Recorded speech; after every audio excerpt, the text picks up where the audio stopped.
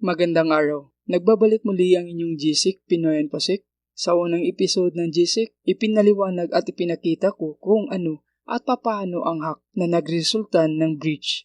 Ngayon ay ating bibigyang linaw kung papaano ang isang individual o company ay nahack. Sa episode na ito, ipapaliwanag ko at ipapakita ko kung paano ang isang Windows machine ay nahack. So stay tuned.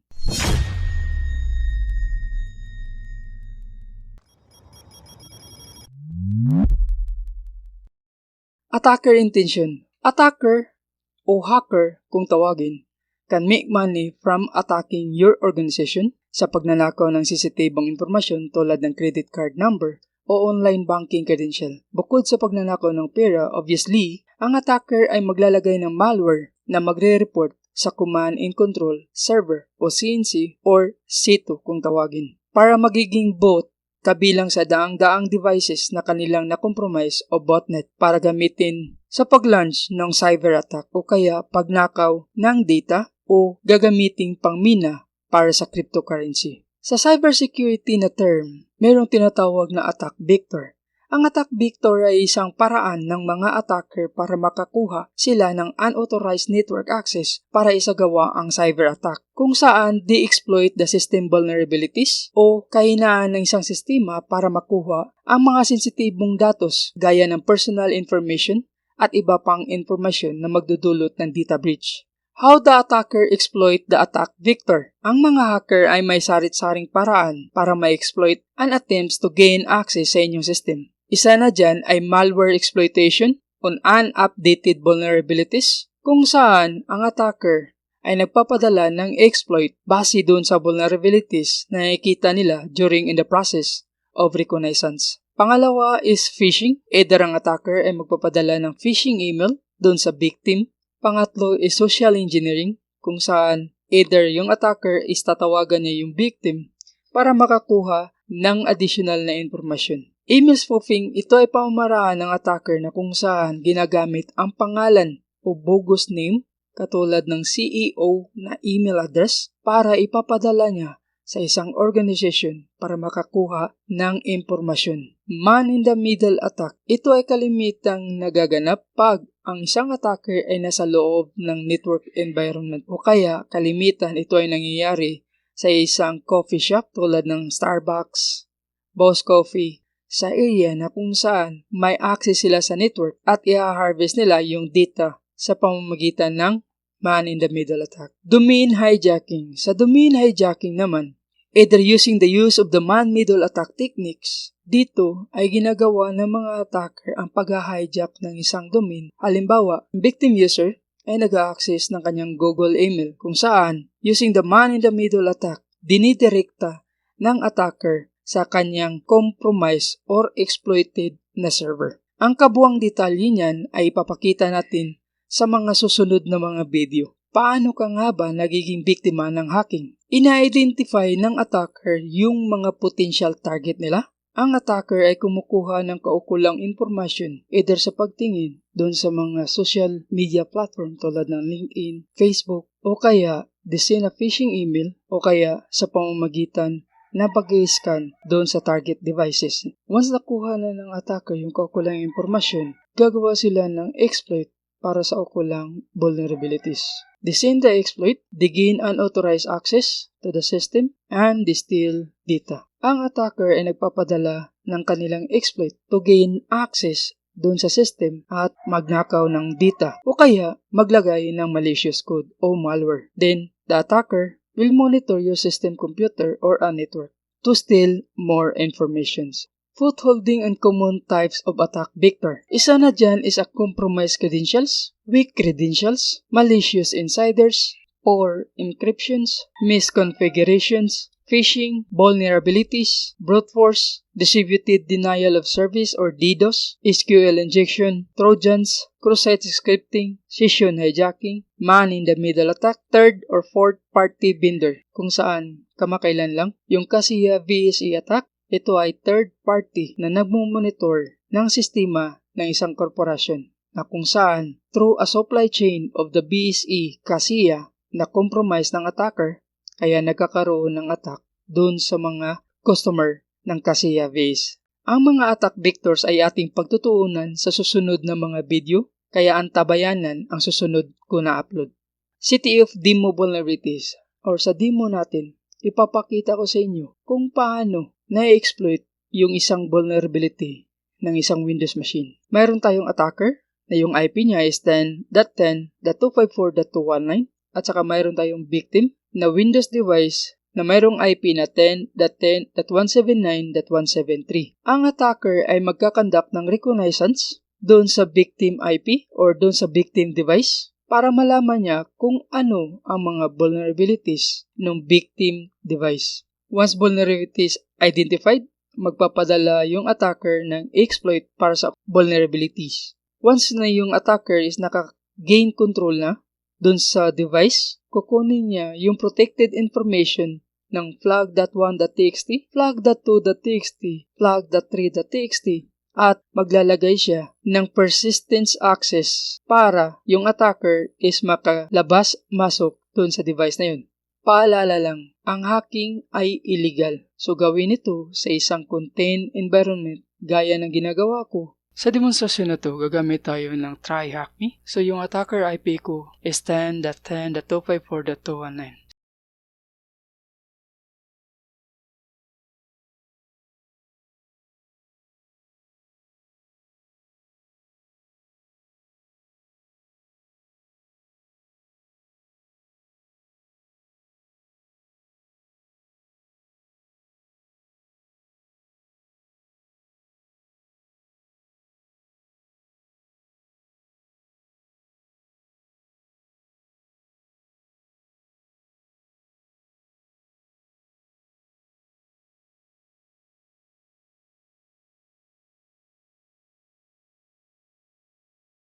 So, magkakandak muna ako ng reconnaissance target machine ko, which is yung IP ng target machine ko is 10.10.179.173. I-try kong i-check kung may connectivity ba or wala.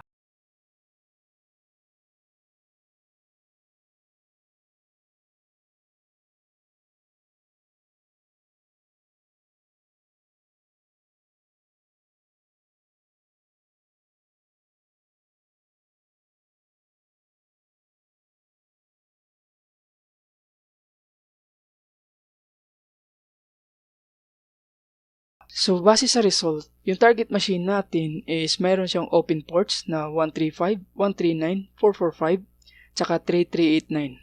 445, ito yung mga SMB port na ginagamit, at saka yung 3389, ito yung mga RDP port na ginagamit. So, ibig sabihin, posible na yung target machine natin is vulnerable to SMB attack, which is the Eternal Blue. At saka yung sa 3389 na posible sa attack na Blue Keep or RDP attack. Currently, yung target machine natin is Windows 7 Professional at saka computer name niya is John-PC.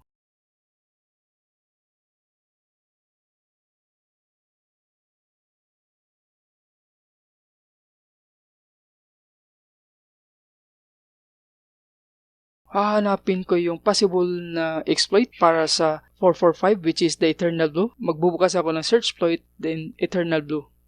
I-check ko kung mayroon bang existing na exploit para sa Eternal Blue, which is currently meron nga.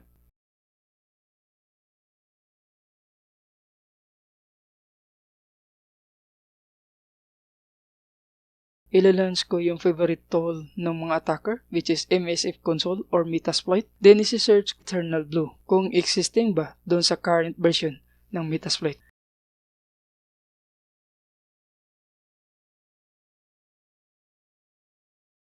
And luckily, mayroon tayong 5 result. 2 is auxiliary for scanners, while yung 3 is ginagamit for exploit. So, gagamitin ko lang yung exploit ng MS17_010 Eternal Blue. Gagamit ko ng exploit na Eternal Blue. By default, maglalagay na siya ng payload kung saan Windows Interpreter Reverse TCP. Dito is maglalagay lang ako ng set rhost tapos yung target IP which is 10.10.179.173. So, tapos papatakbuhin ko yung check to check kung vulnerable ba yung target machine or hindi. Fortunately, it is vulnerable to MS17_010 which is the Eternal Blue. Buhin ko na yung exploit. Hopefully, magbibigay siya sa akin ng interpreter.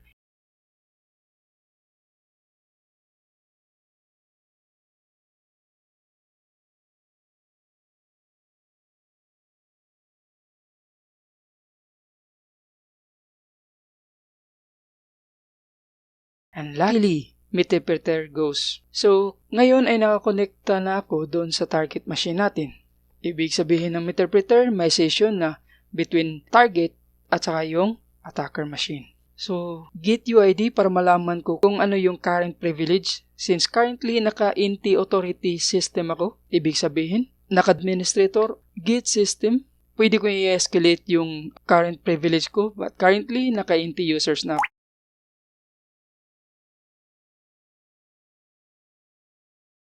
Gamit yung PS, makikita kung ano yung mga current processes na tumatakbo at pwede kong gamitin yung current privilege ko, i-elevate ko into something na may administrative rights sa system.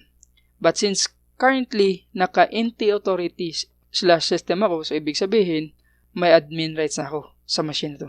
Hash dump, i-extract ko yung mga hashes ng mga current users, then shells para magbibigay sa akin ng command prompt doon sa machines. Ngayon is mayroon na akong Windows System 32 since naka-NT privilege ako.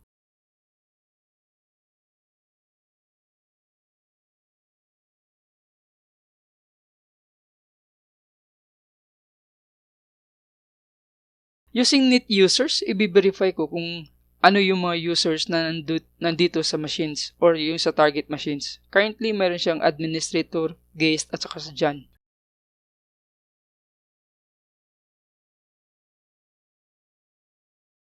So, net view, makikita natin kung ano yung mga naka-shares na directory. Currently, only jan.pc. So, isi-search ko yung mga potential na mga files tulad ng flag1.txt, flag2.txt, flag3.txt.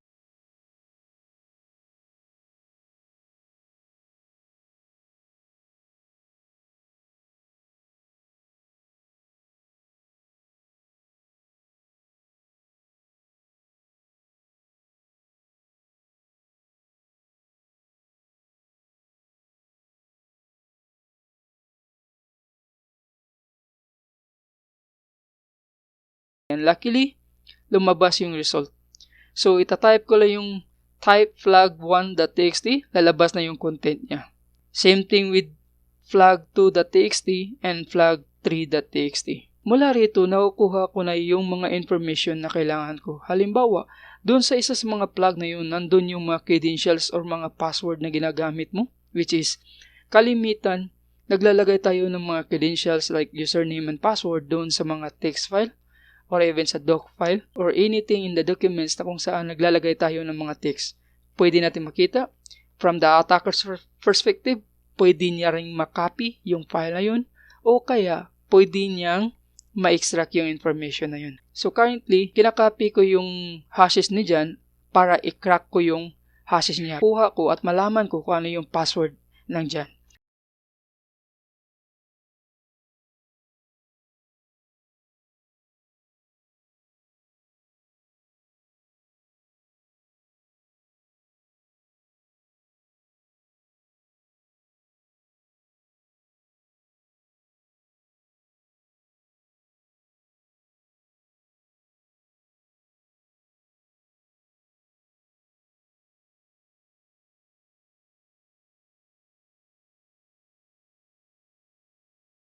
Tapos, patatakbuhin ko yung Jan the Ripper. Jan the Ripper is the tool na ginagamit ng mga attacker or to crack offline credentials tulad ng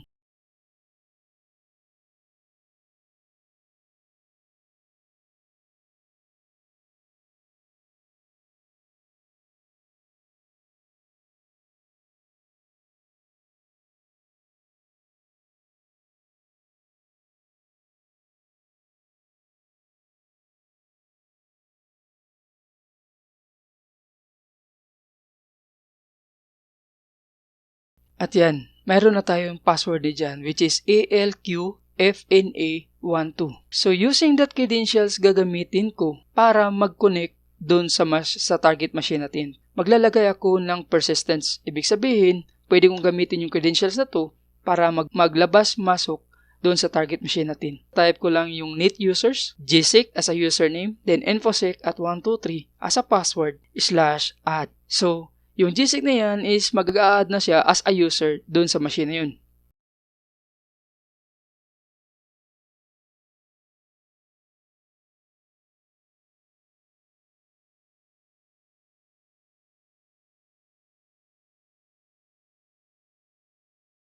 GSIC natin, i-elevate natin as an administrator or as a member of administrator. So, net local groups, administrators, then the username GSIC, then /add.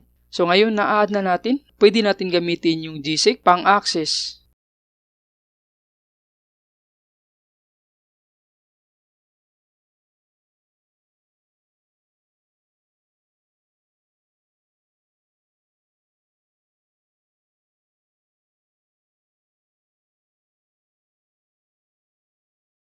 So, net user, para ma-verify natin kung yung GSIC is nag-exist ba or hindi. Luckily, GSIC is added. And net local group, under in the administrators, para malaman natin kung yung GSIC is na-add ba successfully doon sa administrators. And good thing, GSIC, John, Hack, and administrator are members of the administrators group. So, ngayon, pwede na natin magamit yung GSIC to login, but I prefer gagamitin ko yung Jan since nakabukas yung port 3389.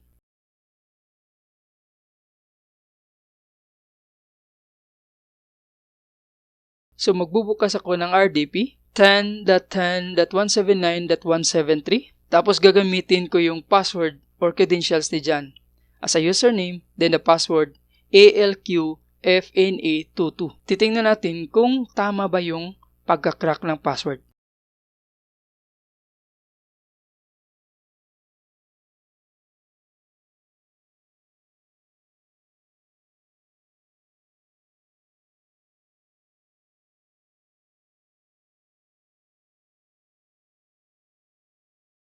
At ayun, pumasok siya successfully. So, may connection na ako through an RDP. Hindi ko muna ginamit yung GSIC, but bagkos, ginamit ko muna yung Jan to verify na gumagana yung offline cracking natin.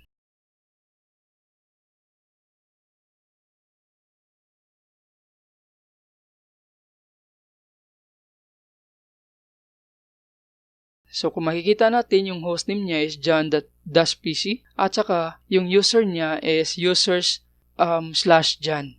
So, tama, Jan yung ginamit natin sa user. From here, pwede akong mag-mess up ng anuman sa mga files na nandito sa loob. Pwede akong magbukas ng notepad, pwede akong maglagay ng mga informations na hindi kailangan, o kaya pwede akong maglagay ng applications to do a ransomware para sa machine na to. So, to verify kung nag-i-exist na talaga yung login ko na GSIC,